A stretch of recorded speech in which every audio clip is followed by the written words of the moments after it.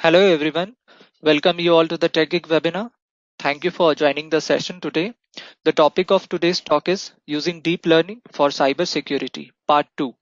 It will be a 1 hour session with around 40 to 45 minutes for the presentation and the remaining time for the Q&A. So if you have any questions, please send them to us using the questions tab on the GoToWebinar control panel. I am Nishan, the moderator of this session, and it gives me great pleasure to introduce you to our guest speaker, Dr. Satnam Singh, PhD, Chief Data Scientist, Acalvio Technologies. Dr. Satnam is leading security data science development at Acalvio Technologies. He has more than a decade of work experience in successfully building data products in multiple domains. In 2015, he was named as one of the top 10 data scientists in India by Analytics India magazine. To his credit, he has 25 plus patents and 35 plus journal and conference publications. So without any further delay, let me introduce you all to our guest speaker. Over to you, Dr. Satnam. Thanks for the introduction, Nishan. Hello, welcome everybody to the Deep Learning webinar. And it's my great pleasure to be here, and I'm super excited to give this webinar. First of all, I'm very thankful to you guys. You took time to take out an hour from your Friday afternoon and attend this webinar. So let's get into the discussions here. And feel free to ask questions, and I will take the questions towards the end. Okay. So just a recap from the webinar 1. That's what we'll start with. And see, if you recall in the webinar 1, we talked about what's a cybersecurity problem. We talked about the various approaches and what are the various solutions, various controls which are being typically applied for information security. And then we went into a security data science and the data sources. And then we talked about the deep learning, especially we talked about feed-forward neural networks. So today's session, we will take it forward, and what we'll do is we will demonstrate the capabilities of LSTM network, and we will demonstrate that on C&C detection, that is command and control detection. So just a preview on why are we, what is the problem are we solving and what are we talking about? So the cybersecurity problem is not going to be going away in a next decade also. It will be increasing more and more as we have more devices coming up on the internet, and it will be more attack surface. So as you see here, these charts have been taken from Mandiant and Verizon data breach report. I have listed the sources here, and I highly recommend going over the net and checking these reports. They are very valuable in explaining how severe is this problem, and they have collected the data from a lot of industries and put the insights into various graphs. So on the left side, what it shows that attackers are after data. So you see the database servers are involved a lot in the breaches. POS terminal, POS controller. Typically, these are sort of representative of IoT or other sort of like other devices which have the vulnerabilities, and attacker find those vulnerabilities and carry out the attacks. Web app servers and the desktop and the documents, these are the other categories where these assets are involved. And they go after the human resources a lot because human resources have the information about a particular organization, who's doing what, and also a lot more confidential information they have. So these are the various assets on which attackers go after. And if you look at the various industries, I mean, attacks have been all over the spectrum, but mostly uh, on financial, healthcare, telecom, retail, and hospitality. These are the top ones where the more attacks have been done, and more a number of different threat groups also have attacked them. So I would recommend to go to these reports and get more insights on what is happening in the industry. So if we talk about how much time or the dwell time adversaries are spending in the enterprise, they are typically from 200 to 500 days. So here are some of the statistics. So if you look at the APEC region, which is, we fall into that region, Asia Pacific region, um, it's a lot. Like it's more than a year, right? 489 days in 2017. So adversaries are there for more than a year, and I have seen in the report that some of the data values were like more than a 2,000 days. So practically, the adversaries are there living in the network for years, and defenders have no clue that the adversaries and the threats are in the network. So the situation is very grim, and now with the more ransomware attacks, it is going to be more and more severe and grim. So we, as defender, we need to go beyond the traditional security controls. So when I say traditional security controls, these are the basic security controls. We need to have them, the whitelisting, patch management, the boundary firewalls, and so on. But beyond these basic security controls, we also need some advanced technologies which actually bring back much more advantage to the defenders, so the defenders can also respond to the attackers. So one of them is the security data science, and in the security data science, I will be talking more about the deep learning part. So if you refer to my part one webinar, I talked more about what is security data science, what are the data sources, and then I gave a one demo on a Tor detection using neural network. Here, what we'll do is we will start from, again, the broader spectrum of neural networks, but then I will get deeper into LSTM. So this is one of the wonderful chart I have seen where all the neural networks have listed. And I would highly recommend to go to this source, asimovinstitute.org, and you can look at this chart of neural networks, and they have listed each network with their research paper as well. So you can go and read about it. And also look at the corresponding Keras or the Python notebook code, and then you can experiment with it. In the last talk, I talked about feed-forward neural network or artificial neural network. So just to recap, artificial neural network, if you have more than 2 or 3 layers, then we call them as a deep neural network. And it has the input layer, hidden layers, and the output layer.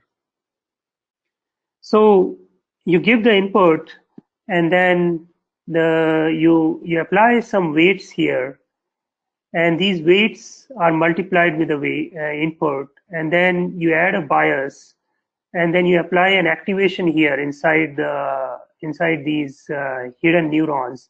You applied an activation which is a nonlinear function, and then you keep on doing this, going to the next layer as well, and then you get some output, and you already have the label data.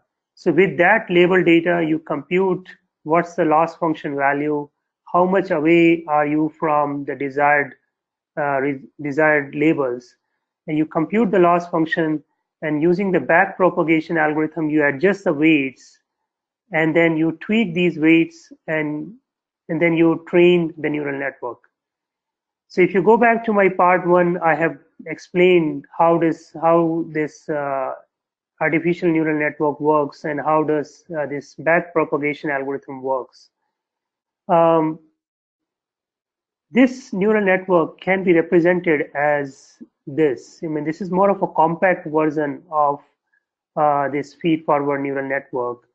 What it is saying that the input is here, which is the same, the green color, and shown in the bottom.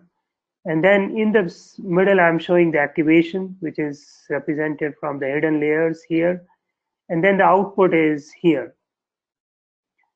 So what's the limitation of this network is the input and output are so-called independent, right? So if you just run it once, then you will get the output, but the next output, it is not dependent on it. So what I mean by that, like if you give any sequence data, then this neural network does not know that what is a sequence. It does not take into account what happened yesterday or day before yesterday. And I will show that this kind of problem happens in various domains where you need to analyze sequences. So that's where the recurrent neural network comes in.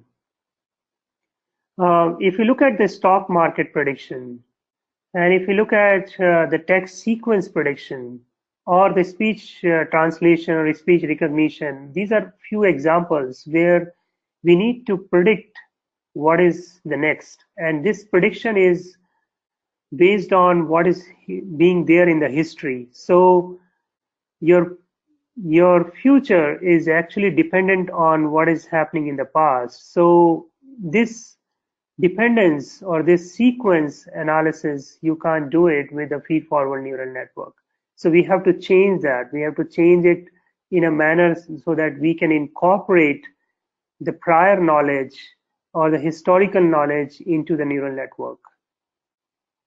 So how do we do that? This shows a compact representation of neural network, this one, and we unroll that. And when we unroll it, it shows the right side.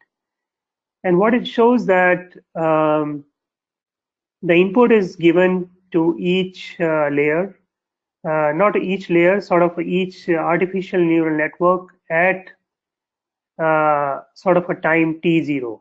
So what I showed earlier, right? This was my representation of a full-fledged neural network. I showed that here. See right here. This was represented here as an input, output, and the hidden layers. And this is a compact representation. So in the case of recurrent neural network, you can just think of that recurrent neural network is nothing but it is a combinations of several feed-forward neural networks at each timestamp.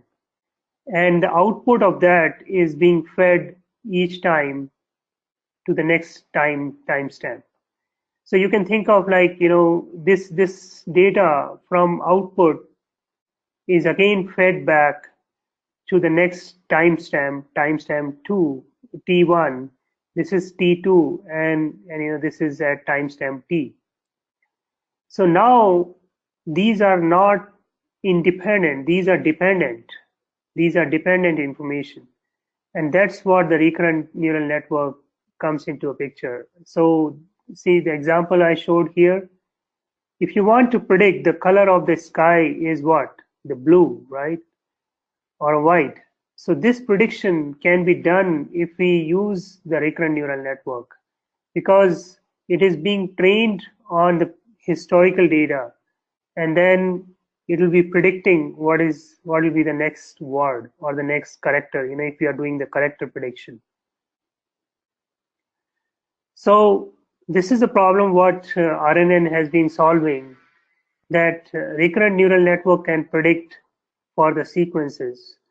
But there is a problem in the RNN as well, that if the information is spreaded over some time, the context is lost. So something like if you say, I grew up in India and I speak fluent Hindi, and there was there was a paragraph, or there were articles which were saying that Hindi is the predominant language of India. So how the machine or how the algorithm would relate that what language will be spoken in India.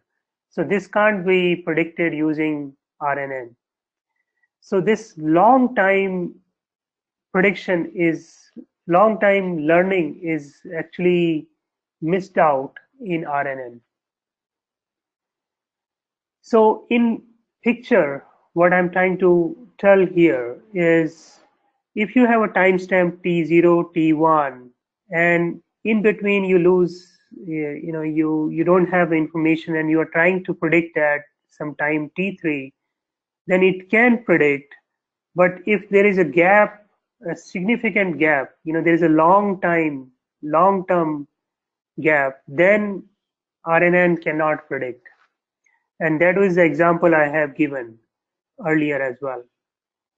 So in this case, you have the knowledge at time T0 and T1, and you're trying to predict at T plus 1. So there is a long time gap, and this can't predict that because the information is lost. Every time each upgrade, it's only the previous knowledge which is getting updated. And in technical words, this is known as the vanishing gradient problem in recurrent neural networks. So I'm not going too much of a theoretical discussion here. I would recommend you to go and read more about it. But I will get into the solution. How do we fix this problem?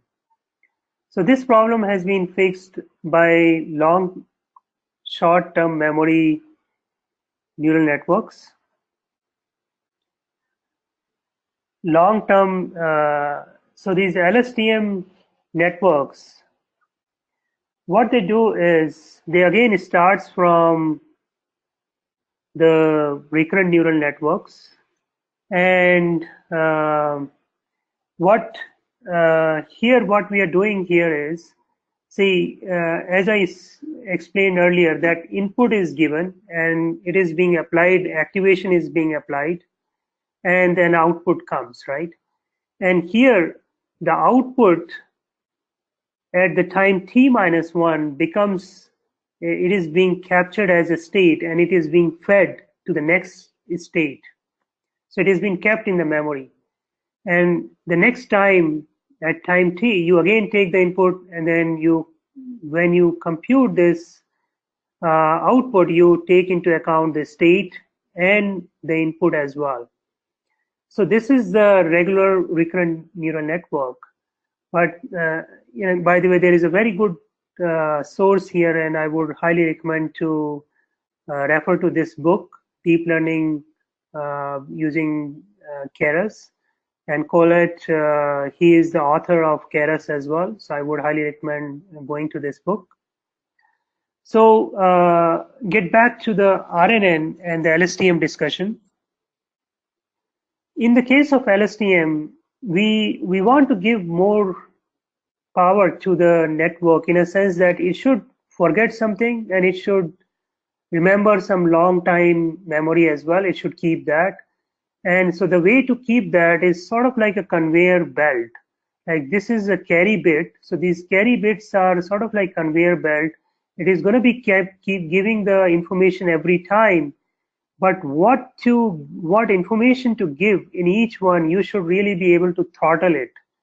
You want to remove some information and you want to store some information. So that is being done as a compute new carry unit. And this compute new carry unit makes sure that what should be throttled and what should be kept. And that's where it makes a balance between the long time memory and the short time memory. So, and I will, demonstrate this, how the LSTM works for a use case. So let's get into a proper use case, and I'm going to be discussing more in the context of security. So in security, there is a major problem which is called command and control detection. And in the command and control detection, What attackers do is, what typically they do is they make they typically do a phishing attack, and using the phishing attack on a victim or a compromised asset, the malware will contact the C&C server, and they will take the next action or the command from the C&C server. Or let's say, they have to exfiltrate the data, so then also they will use the C&C server. So these are the typical C&C server domain names. That's how they look like. Sometimes they may be completely random. So this is called domain generation algorithm. Attackers use DGA algorithms to generate them, and they generate thousands in a day. So it is very hard for defenders to keep track of all these domain names. And on a top of that, adversaries have also started using non-DGA based domains as well. So these domains may look like perfectly legitimate, and it is very hard for defenders to figure out what are these domains. So, like for an example, homejobsinstitute.biz. I mean, it looks like a very normal, nominal, or a benign domain, but actually it is a malicious. So if you go to the virus total, you can check that. So how do we use deep learning to detect these malicious domains? We capture the data. In this case, we capture the DNS traffic data. And this DNS traffic data, we feed it, we do a pre-processing. I'm not showing the pre-processing step here, but you need to do pre-processing, get the domain names, and those domain names, we have to feed it to the deep neural network. And the network is already trained, or if it is not trained, then we give the training data, it learns the model, and then it ranks the domains, whether it's a malicious or benign. So let me get to the demo part. So we'll spend a lot more time on the demo. All right. So here,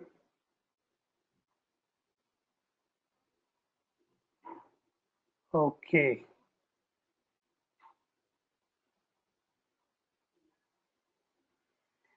So I'll walk through with a demo here.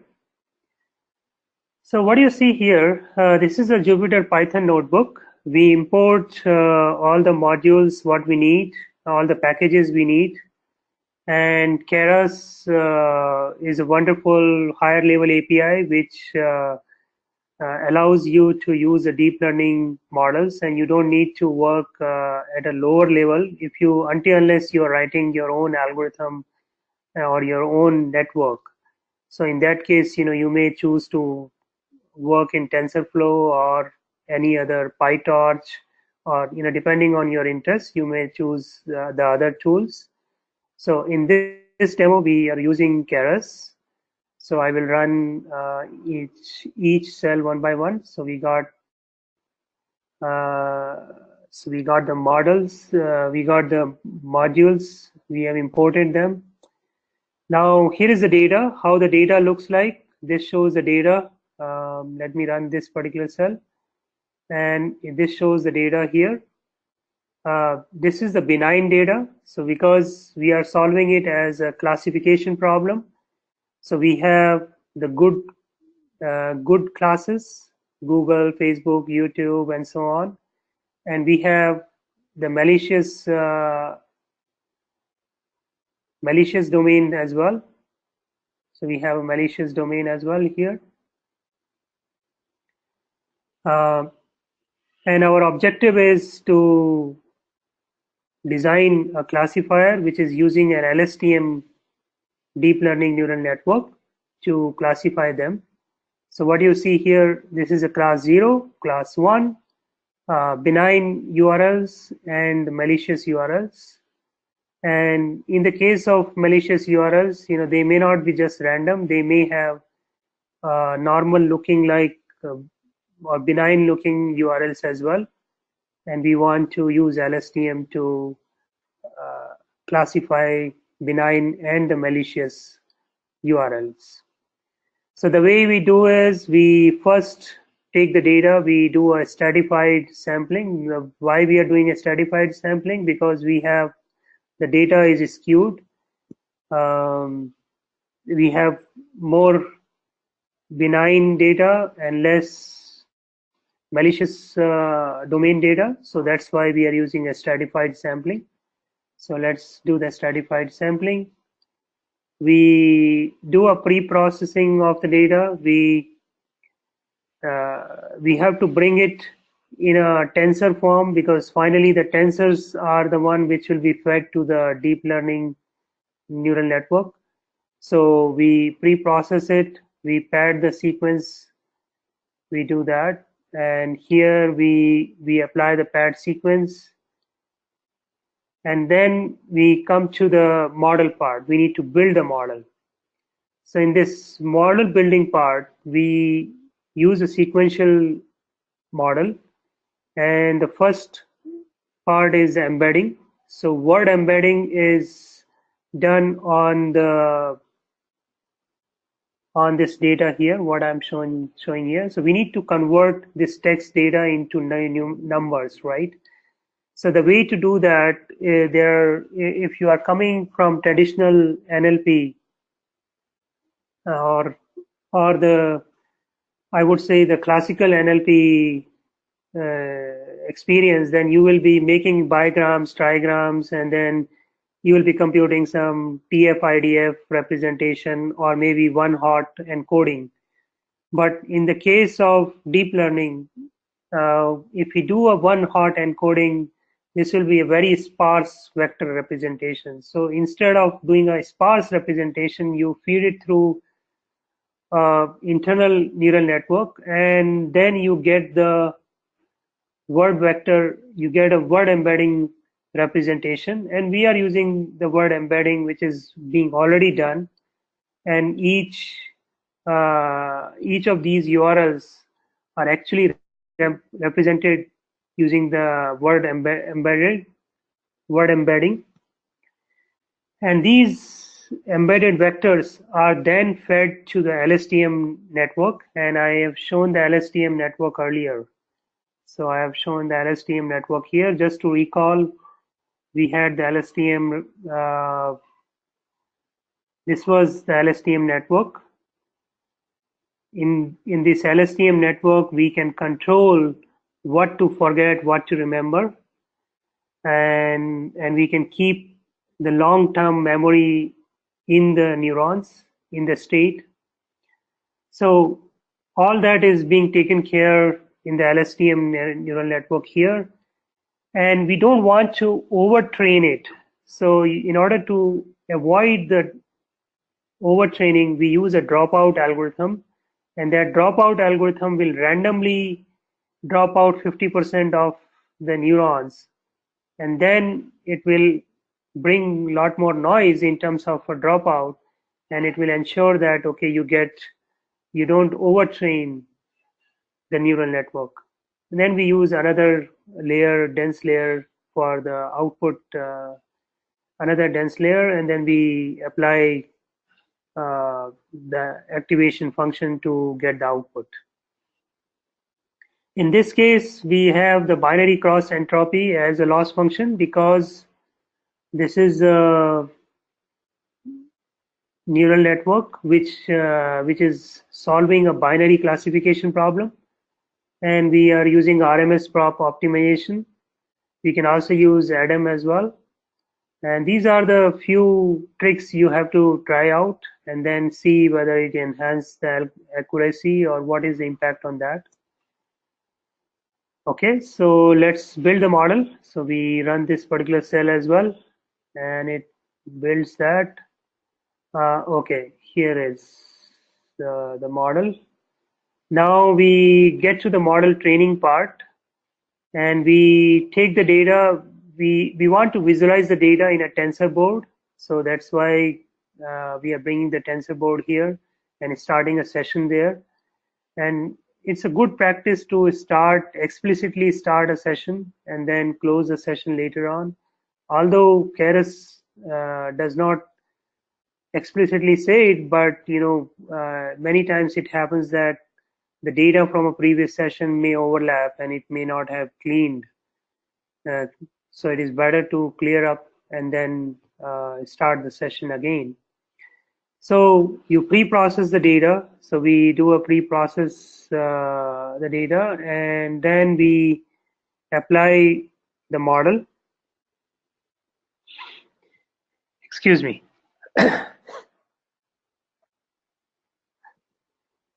Okay, so we fit the model, and so model fit is done, and we are applying the 20% validation split here. So let's run it, and this will start the TensorFlow, and it will start is training on 6,000 odd samples and validating on 1,700 samples. And you can see the output here on the tensor board. So let's see you want to see the graph first, or you want to see, let's see, one by one we'll see. Okay, let's see here, images. Okay, we see the graph. It's fetching the data. So this is how the graph looks like. And as I was explaining that we are using the RMS prop for an optimization algorithm here, and we are using the dropout, and LSTM network has been done. So embedding, before we give it to the LSTM, we apply the LSTM. Before we give it to LSTM, we apply the embedding. So this is being embedding has been applied, and we do a dropout. And after the dropout, we had the dense layer. So you can visually see the network, and if you want to go deeper as well, you can zoom in, and to a specific part, you can also zoom in. Let's say you want to zoom in here, and you can see the details, and it will also tell you how many neurons are involved, how many tensors are involved. So this could help you in debugging many times. When you are trying to achieve higher accuracy, or you are trying to debug in a network, then this helps you. This graph visualization helps you to achieve that. So let's see some of the results. So we see the images here, maybe the distributions. Okay, I think we have not received anything right now. Let's see what are we getting in the outcome right now, the output. So we come back here. So we have got epoch 1, epoch 2, epoch 3, and so here we got well underscore. So there is a loss and ACC. So this loss is the loss function value during the training, and this well underscore loss is the value which is during the cross validation. So the training values are with the loss, and the well underscore values are in the cross validation. So you can see the values are like 0.92, 0.93, the accuracy values. The loss function value is decreasing. The accuracy values are increasing. I think we should be able to see that now in the okay, let's see here in the distributions. Okay. We need to refresh it.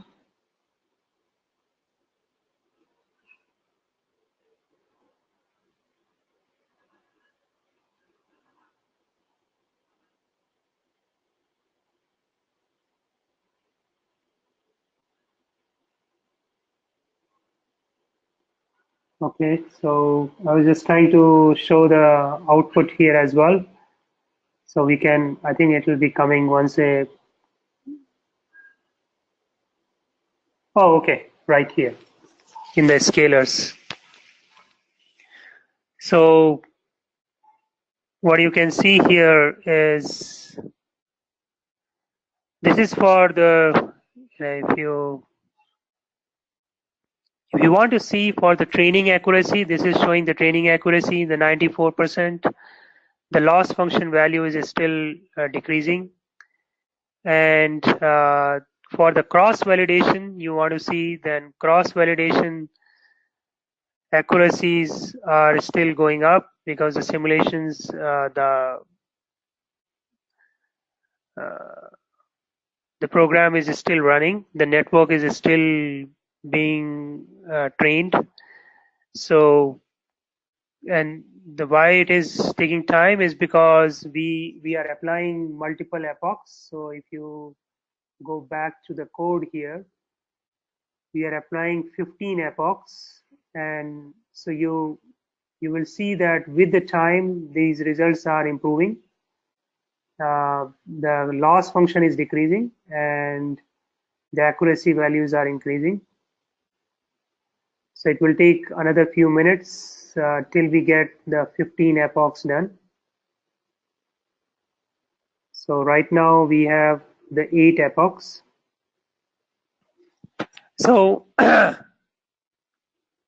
so while we are here, let me go back to the tensor board. And um, so what I want to highlight is uh, you can use these graphs for debugging as well. So if you see that your loss function is not decreasing and it is actually increasing, so that means there is something wrong in the network.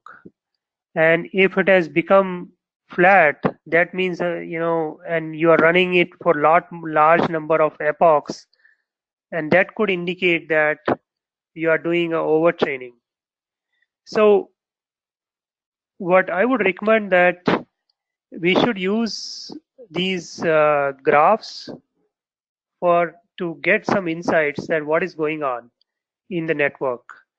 And at the same time, we can also avoid overtraining the network by examining how is the loss function and the accuracy in the cross validation and also in the training as well. So these are the training. This is one is the training accuracy and the training loss, and this one is for the cross validation. So let's go back here and see how many epochs we have done. We have done only 10. So I think this will take another few minutes, but I can go back to the presentation and maybe we can talk about what was the remaining part over there. So let's get back to the presentation here, and I will go back to the results and share the final results as well. So what I'm showing in the demo here is that how we are using the LSTM network for an information security use case, which is command and control detection. And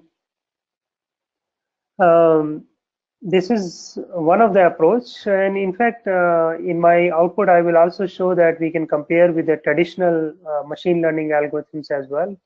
But if you have a huge data like millions of URLs, in that case, the traditional machine learning models, they don't give higher accuracy. They will give a pretty poor accuracy. But if you give the deep learning neural networks, and if you have a huge data, then it gives a higher accuracy as compared to the traditional networks, or sorry, the traditional machine learning models.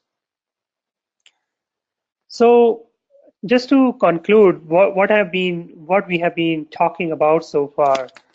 See, we have talked about in both sessions, what we have talked about is that security problem is a hard problem. And why it is hard? Because attackers are using the same tools what administrators are using. They are they can easily hide in the network, and I've shown the data that they are hiding in the network for years, and the signal is very less, the noise is lot, and there are only few analysts to look at the alerts. So we need to have an automated approach to analyze those alerts and to improve the detection. So that's where the security data science and the deep learning can help. But if we use only the machine learning or only deep learning, then it may also trigger a lot more false positives as well. So that's where we need to blend the domain knowledge and the machine learning and the deep learning together, and then we should do the automation. So let's check on our results. How are we doing it? Is the simulation still going on? Looks like we are almost getting over here. 15th epoch is going to be finished, and then we can see how's the value coming up. And looks like it is getting now much more stable. The looks like 95% is something it can be. That's what it can achieve in this particular case. So 95%, and here we can also compare with random forest as well. This one shows that what's the precision recall and F1 score values. And let's run the random forest as well. So random forest is achieving somewhere 93, 94, and so it is less than LSTM. LSTM was 96%. This is 93, 94, around that. But if you take a larger data set, then this will be around 80, and this may be around 96, 98. So that's where the deep learning neural networks are highly successful. So let's go back to our presentation here, and also we can see, if you want to see the final output, you can also see it here in the TensorBoard. This says achieve the 95.5 accuracy. The the loss function is also getting stable. So if we increase a lot more epochs, then it may be just sort of oscillating here, and there is not much advantage of doing lot many epochs.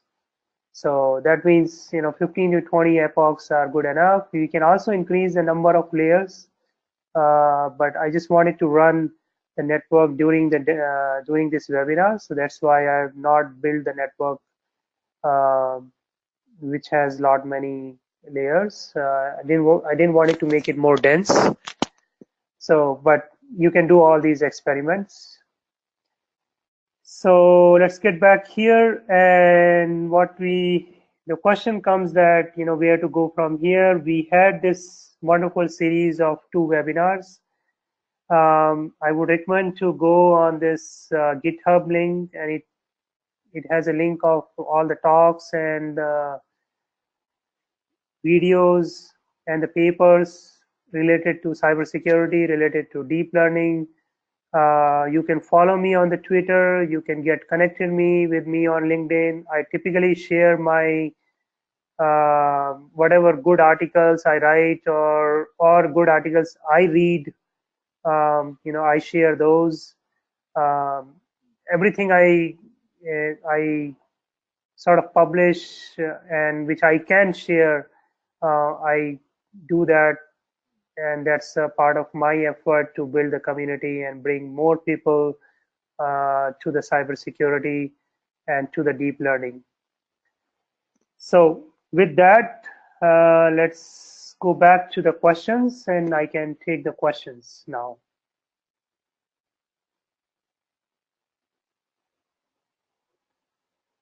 Okay. So here is a question: does recurrent neural network is used in blockchain as well?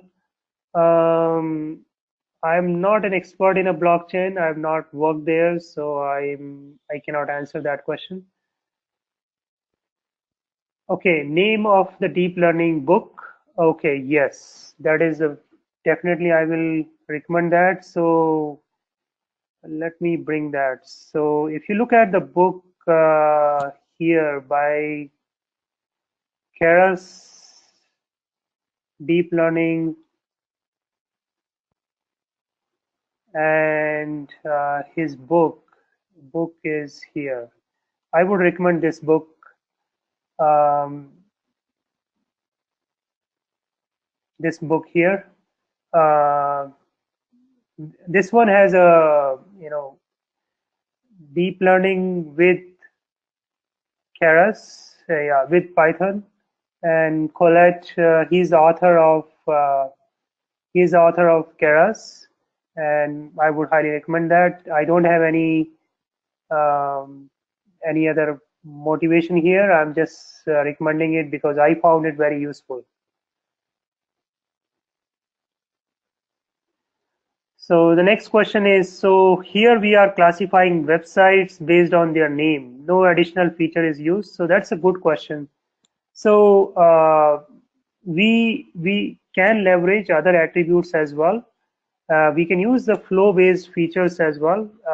Just for the simplicity for the demo, I'm using only the domain names, but you can leverage other feature-based, flow-based features as well. For example, like you can define that what's the session, and then each session, what's the time interval between the sessions for each session, how much time it is taking, and so you can use the flow-based features. And if you look it up for C&C detection papers and DNS tunnel detection papers, you can find those attributes. Which URL check malware in system? Which URL check malware in systems? So I believe here we are trying to ask which URL check malware in system.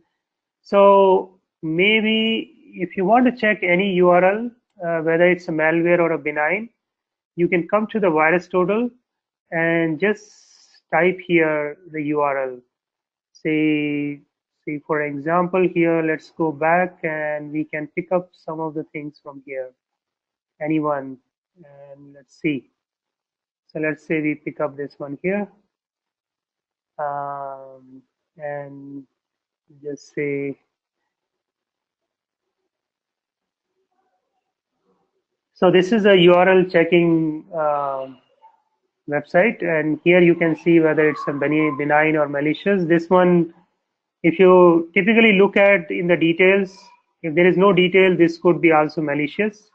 And and since this one is a more they don't have, all these vendors, they don't have information about it.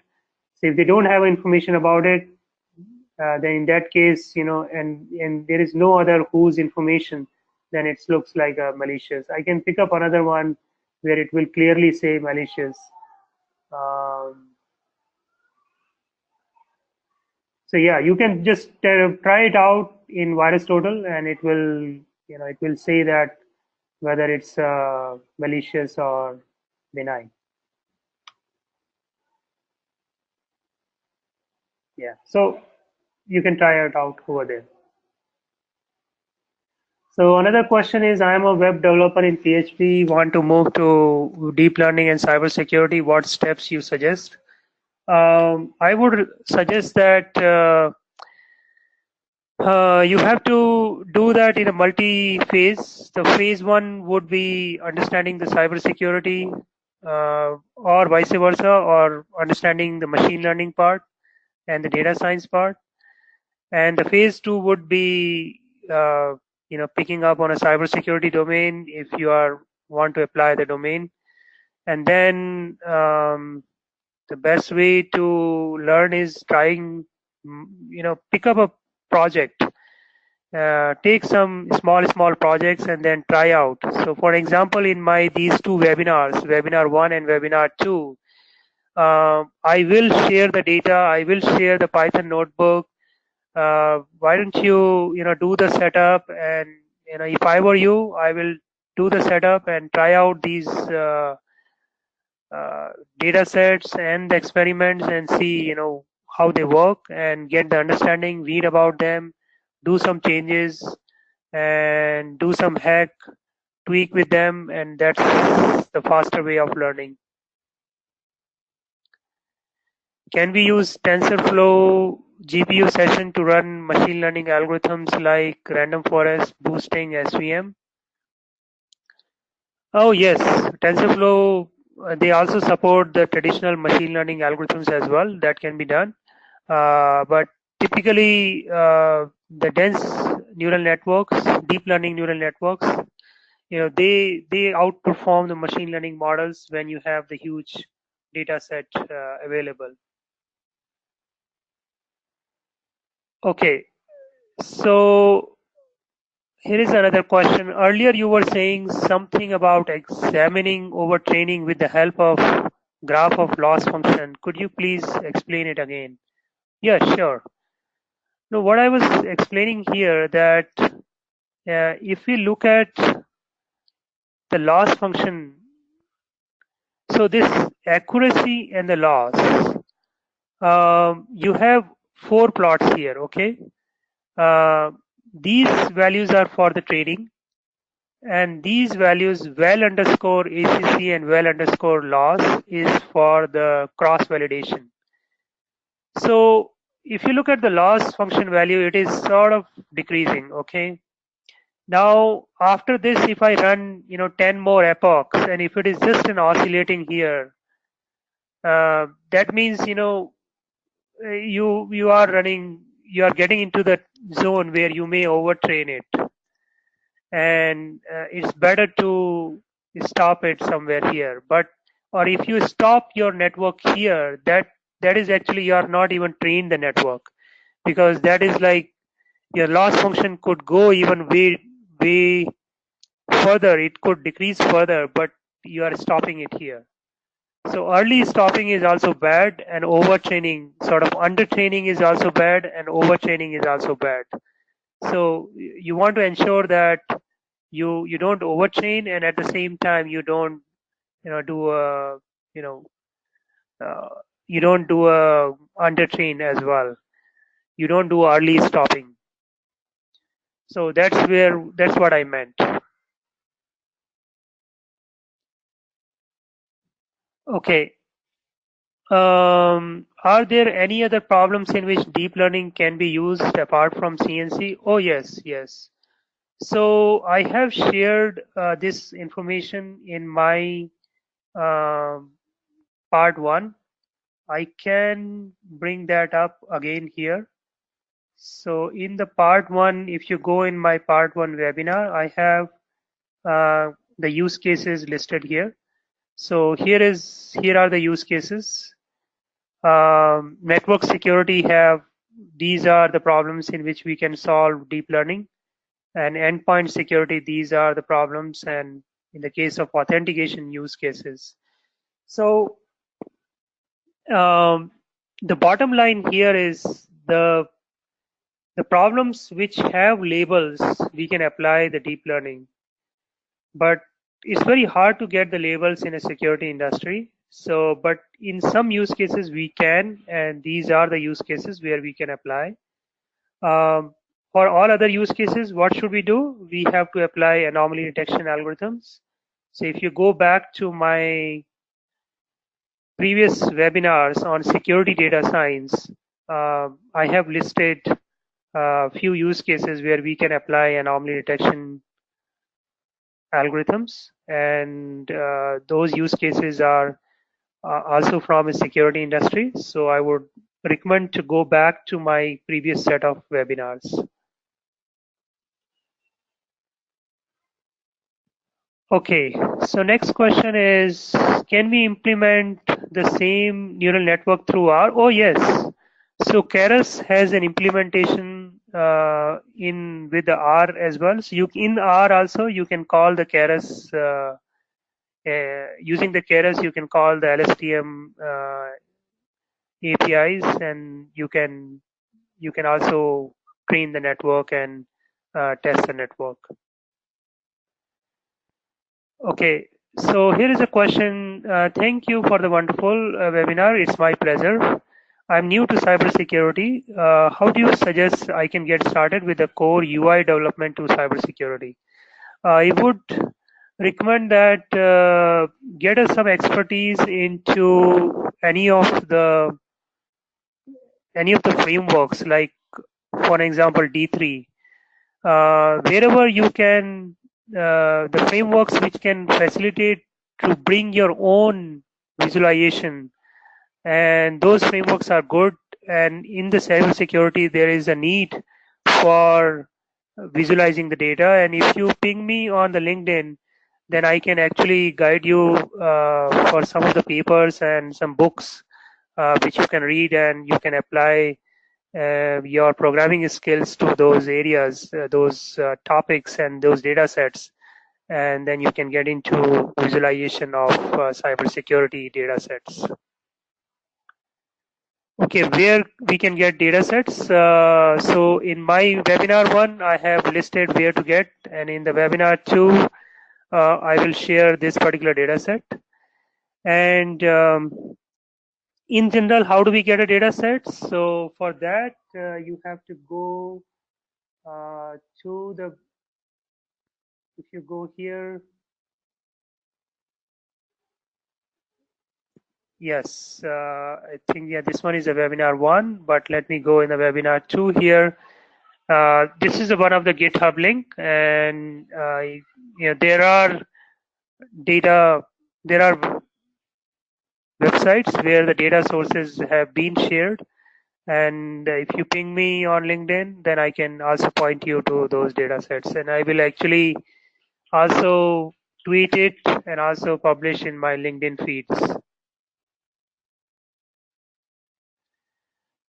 Okay, where to get these in the organized manner? Learn these in organized manner.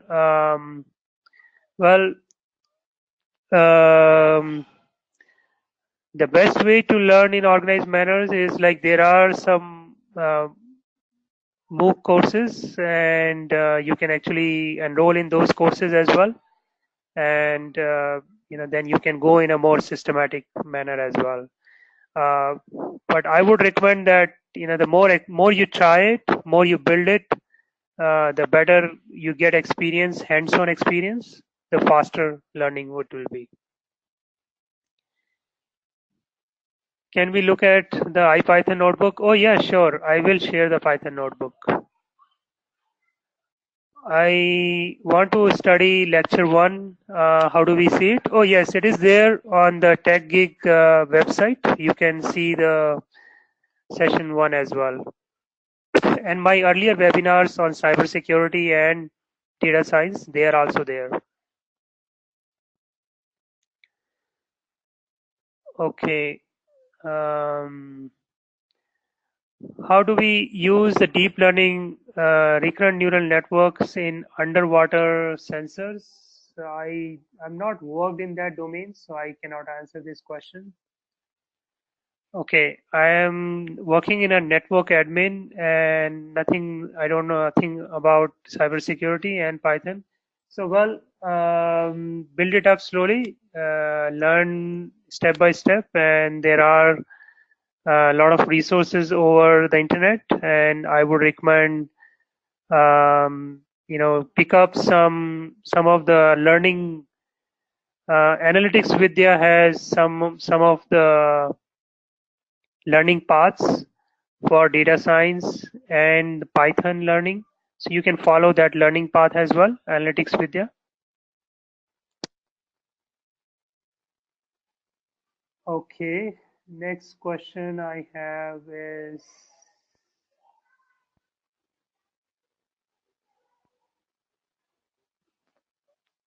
okay, what's the difference between machine learning and a deep learning? Deep learning is just a subset of machine learning.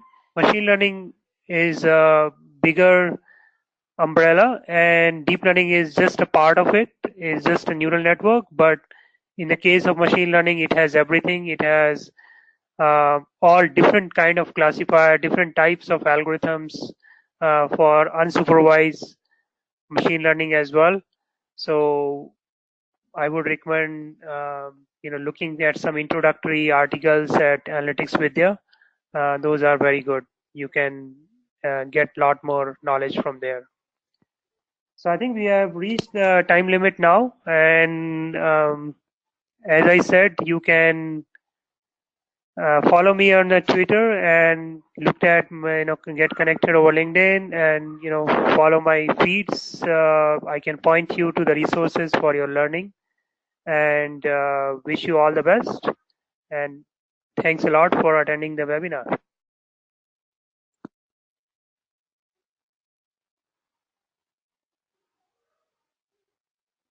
Thank you so much, Dr. Satnam, for this really empowering and motivating session today. I'd also like to thank all our participants for making this webinar a great success. Thank you everyone for joining us.